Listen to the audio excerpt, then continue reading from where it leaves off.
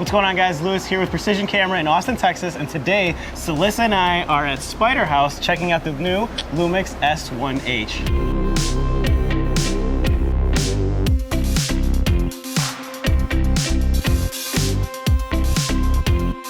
So at a glance, this is going to look very similar to the S1, but there are going to be a lot of key features here that are going to be a little bit different. So let's take a look. So being that this is such a video-focused camera, we not only have one, but two, and actually three video record buttons. I've got one on the top here, I have one on the side, and I can use my main shutter button for record as well. One of the big differences you're going to notice right off the bat is the air vents that are here on the side. Now that's going to help it cool not only for the 6K, but that in-body image stabilization. Speaking of the LCD, it flips out all the way out, and look, I got a button right here at the bottom that's gonna make it pop out just like that. The on and off button has also been relocated. Instead of being up here at the top like the S1 and the S1R, we now have it over by the shutter button. And if you notice, you can also turn the LCD here at the top on. You can light it on using the bulb. In the S1 and the S1R, we were used to having the light bulb button in the back. Now, unlike the S1 and the S1R that had an SD card slot and an XQD card slot, this is gonna have two SD card slots that are gonna be UHS-2.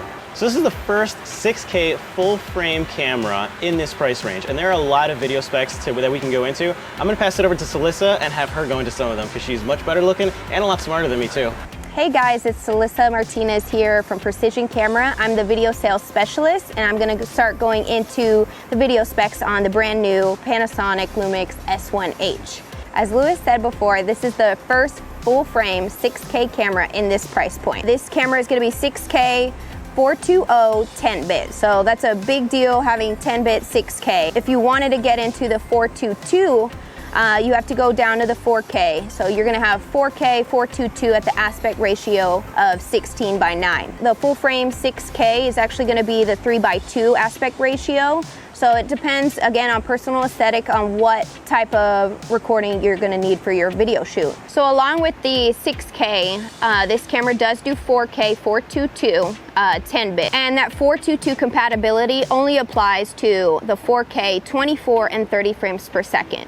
If you want to go into the 4K 60 and 48, you are gonna drop down to the Super 35 mode and as well as the 420. And for those of you who have been asking for a camera that does 120 and 48 frames per second, non-interpreted, this is the camera for you. So this camera comes with Vlog and V-Gamut ready to go. So this camera has a few 4K options. You're looking at regular 4K, which is 16:9, Cinema 4K, which is 17:9, and then you also have 4K-A, which is going to be a use for anamorphic lenses. So the really cool thing about this camera is that it has a dual native ISO. So for vlog shooters, you're looking at 640 and 4000. And then for HLG shooters, you're looking at 400 and 2500. And then also for the Cinema or the Cine D and V users, you're looking at 200 and then 1250 as the native ISO. And for those of you who are wondering what exactly that means that you're gonna have as clean of an image at 4000 ISO as you are at 640.